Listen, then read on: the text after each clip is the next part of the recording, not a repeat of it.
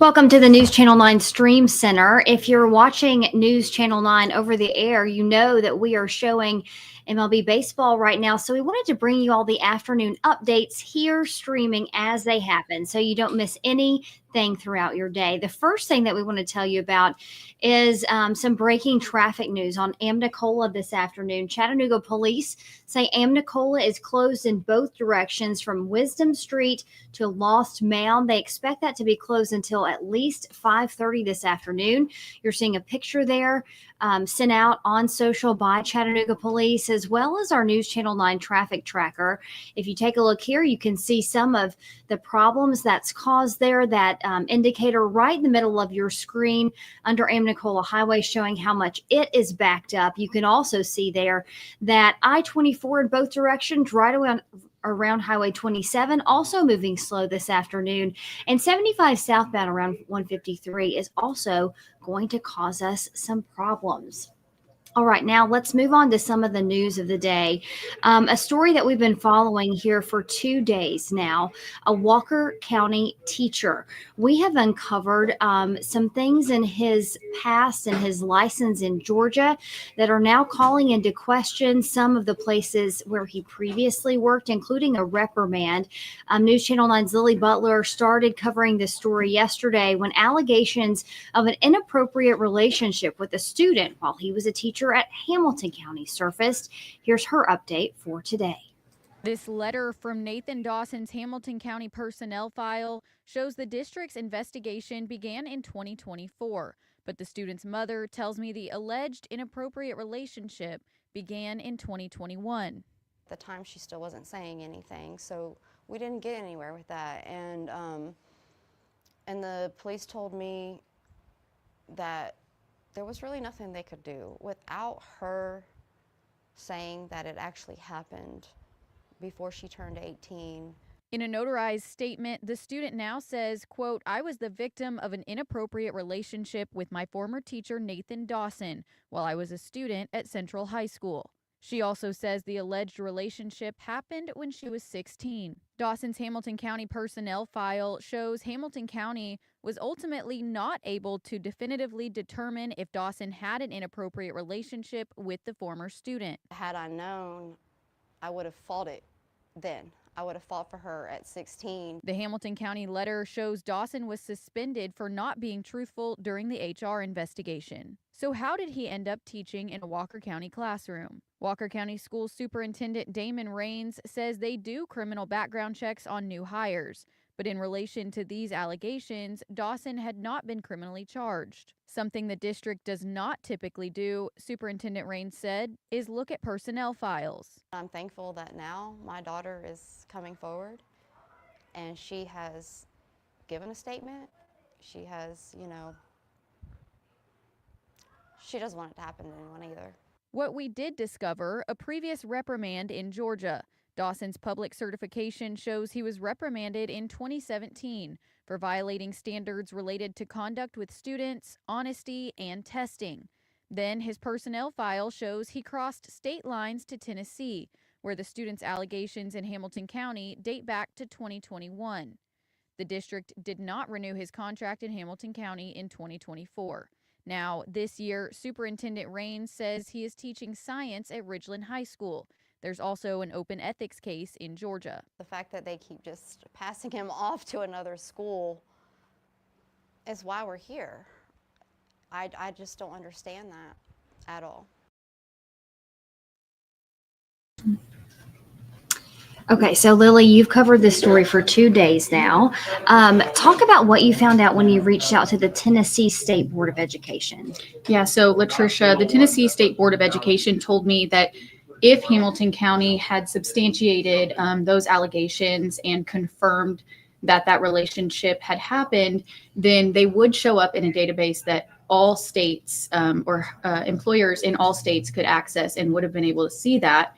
They did tell me, despite crossing state lines, if employers in Georgia had reached out with inquiries to Hamilton County, that they would be able to answer any of those questions, regarding Dawson's past employment at Hamilton County. And as we heard in the piece there, Damon Raines, the superintendent, telling us it's not their common practice to view entireties of personnel files, something that came out here. It also came out in our coverage of Chat Prep about 6 months ago when we talked about a teacher there that did have a suspension. And in that case, a DCS investigation in his file that also went unknown, unchecked by the Chattanooga Prep School that hired him after he was suspended from Hamilton County.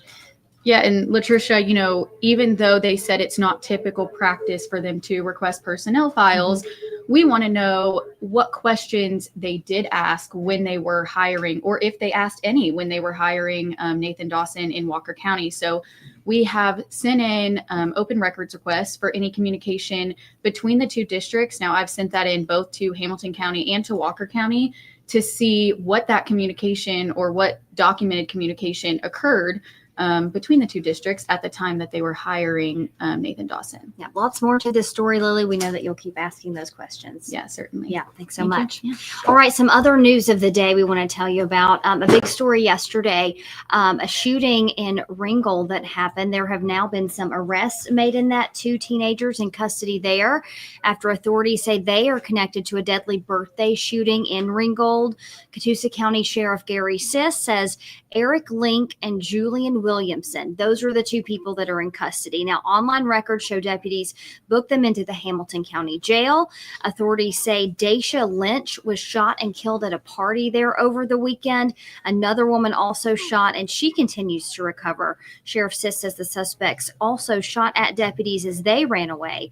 He did not say what charges they face. However, they are expected to be brought to Catoosa County. We have more information on that story on our website, newschannel9.com. Now, a story we've been ongoingly covering is the possibility of a strike at Volkswagen as they continue to negotiate a contract with UAW. Ray Collado has our update on that today. Those words are meant as a stall tactic and an intimidation tactic.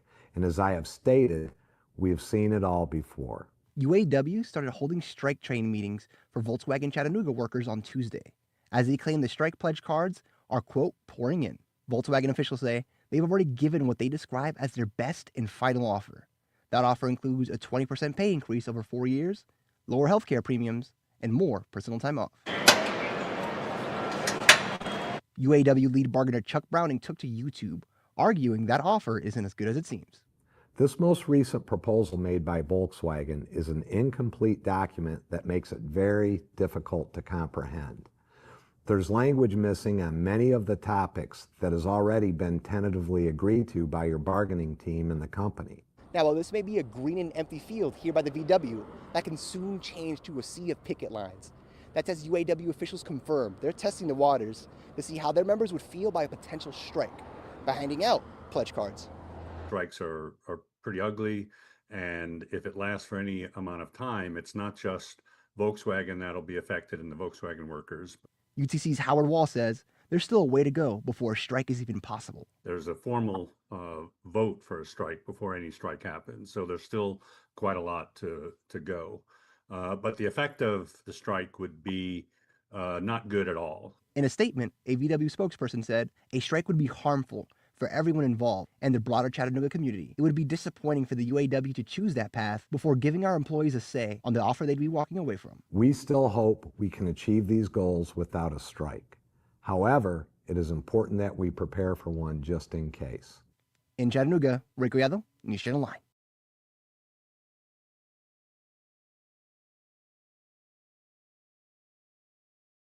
Days. Joining me now, Chief Meteorologist David Glenn from the Storm Track 9 Center. David, what's going on in our weather department this afternoon? Well, it's a pretty warm afternoon. As we anticipated, we would expect to see a few showers to the east. We're seeing that right now in the radar view. Some of those are moving down from, say, Cherokee, Clay County, down to the south and west a bit.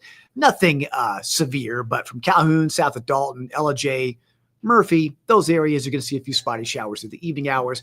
I'll leave everybody with a small chance. That's really about it. Not a big deal. Sort of our only big chance the next several days. It's going to be very dry. I know October starts tomorrow. No big fall blast yet. Okay. However, temperatures will begin just a little bit lower as it goes through the next several days. You'll start to notice that during the morning hours, late week and the weekend. But aside from that, it's pretty calm weather heading into the weekend, which is good for outdoor plans coming up. If you have plans to be outside or outside in general, all the showers are going to be gone. Dry weather's going to take over and pretty warm as well. So tomorrow's forecast, patchy fog early, mid 80s with sunshine. And really the 7-day forecast is same song, different verse. But as I mentioned, it does get a little bit lower in the morning hours. So a little hint of fall, say Friday, Saturday morning, temperatures in the 50s and highs only near 80. It still sounds warm. But if you compare that to average on the right-hand corner of the screen there, it's about where they typically are for early October. I know there's all that imagery we see on social media, Instagram about, fall coziness and fire pits and pumpkin spice, everything. That'll get here eventually. But we're not there yet. We're not there yet. Yeah. So we'll get there eventually. You always go through this this time as a parent when you want to go to like the pumpkin patches Sure. and things on the weekend and wear your nice sweaters and you just sweat because it's just we're not at the fall temps yet. Exactly. I think Rock City has the nighttime That's a pumpkin good idea. fest, Yep. which is a good idea with these Mhm. cooler nights coming out. That's a great idea. That's Just right. throw out there. All right, David, thanks so much. Sure. And we do have a typical newscast beginning at 6 o'clock. David, I know you'll have an extended forecast. Absolutely. then. We'll talk about the October outlook. All right, thanks so much. Yep. Another issue that is going on live right now, Chattanooga City Council. Let's pull that up on our News Channel 9 Stream Center. They, this afternoon, are talking about, here we go, they are talking about a TIF agreement for the owners of Northgate Mall. Northgate Mall, something that isn't everyone's go-to mall at this point. Hamilton Place, of course, gets the most traffic in the area, but they want to talk about how they can renovate that, how they can get more people out to Northgate. City Council says there might be a special tax district there. That's something that's being presented by the mayor's office. The agenda shows the process will begin today. Northgate's owners say they want to take new property tax revenue and put it towards a decades-old sewer and water system under that Northgate area. The resolution says the Northgate Mall has been a leading retail area in the city for years, but the popularity and profitability of malls across the U.S. has also taken a hit during that time frame. There you can see they're talking about other Tennessee shopping center TIF projects. You can see that presentation being made to council members right now. Our reporter, News Channel 9's Alex Guyevich Protich, is actually at that meeting. He's covering that issue for us this afternoon. So that is something that you can watch from his social media pages, our website later on newschannel9.com and News Channel 9 tonight at 6. Now, an issue that we always talk about when it comes to rainfall in our area is drainage and how you can make sure that water gets off of your property when there's a massive amount of rain and not sit there and cause damage. Katie Glanton shows us this afternoon a program from the city that can actually help you pay for native plants to make that happen on your property. When it rains, sometimes it is hard to know why your yard's not draining as well as it should. Native plants may be the answer. But a lot of native plants, a lot of prairie flowers, native grasses, they have a very long fibrous root system that, goes way into the soil. Hamilton County Master Gardener Hannah Lanning says the most of our yards have turf grass, which have smaller roots. And you maybe have like 2 or 3 inches of grass on top of the soil, but then you've also only have maybe 2 or 3 inches of roots beneath the soil. And that doesn't do a lot to reabsorb that water. The city of Chattanooga will help cover the cost of some native plants, like the coneflower and milkweed, which are absorbent. There's a bunch of other different benefits and compensations that we offer for different programs within that Rain Smart umbrella, and it kind of just depends on the resident's property, right? The city's Rain Smart program also helps cover the cost of rain barrels and rain gardens. This rain garden is at Lynbrook Park. So if it falls on an impervious surface, that means a surface that can't absorb water, then it's just going to fall straight out into the road. Whereas if it falls on something like a rain garden or some kind of catchment, then it'll stay on that person's property. Hancock says these plants also help unwanted materials from getting into our waterways. Every time it rains, that rain falls anywhere in the city, and it carries pollutants with it as it makes its way into the Tennessee River. Lanning says one of the best ways to get started is to pay attention to your own yard. Just look outside the window on a rainy day, see where that rain is going, and then once you know where the rain is coming from and where it's going, then you can know how to address it. Okay, Katie joining me now. Katie, did you know that much about native plants before you worked on this story today? No, I definitely did not. Being new to this area, I feel like I learned a lot about what exactly can help, and I learned more about flowers like the coneflower, and milkweed's very popular in where I'm from, but I kind of forgot that it's also popular here, and it's pretty in people's yards as well. Yeah, Katie, one of the newest members of our Storm Track 9 team as well, also covering stories out in the field for us here at News Channel 9 as well. So, Katie, how do you sign up for this program? How do you get involved if you want to take advantage of the city's program? Well, there is a website on the city of Chattanooga. It's on the city of Chattanooga's website, and you fill out an application. They'll have someone from the city evaluate your yard, and they'll let you know exactly if you need a rain garden, a rain barrel, what is best for your specific property. All right. And we put all of that information on our website, correct? NewsChannel9.com. Yes. All right. Thanks so much, Katie, joining us now. We appreciate it. And we'll see you on our Storm Track 9 team covering the weather coming up pretty soon, too. Okay. Thank you so much. All right. Let's talk now about sports. We are excited about a new addition to our News Channel 9 team, Will Levinson. He is covering all things SEC, NFL, and of course, here at home, Mocs football. Will's going to join us right now. He's going to pull up the chair next to me. Will, welcome to the News Channel 9 Stream Center for the first time. It's a clear camera. Yeah, the Mocs having a little bit of a hard weekend to come off of this weekend. Not the way we wanted it to go on Saturday. Yeah. Kind of coming into the game, we thought the Citadel could be a game they could win. They just got gashed up front. And the big issue, every time they got in the red zone, they had some great running plays, and especially early on, first drive of the game, right down the field, 87 yards. But when they got in the red zone, it was hurting themselves. Where you score a touchdown, get called back for an illegal touching, and you come down the next drive and you get stopped on 4th and 3. Inside the 20-yard line, and it cost them. And then from there, just weren't able to get enough possessions in the second half, weren't able to stop the run well enough with the Citadel, and that's a big reason why they couldn't get the victory. But you know what?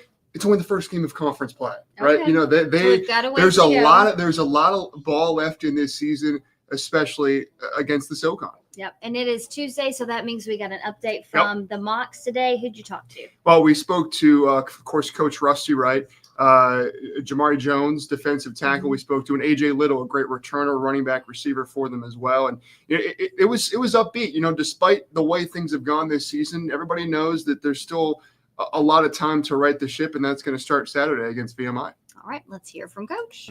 Period. Go play well and go do those things. No question. The biggest thing is we got to go play well and give ourselves an opportunity to go win a football game.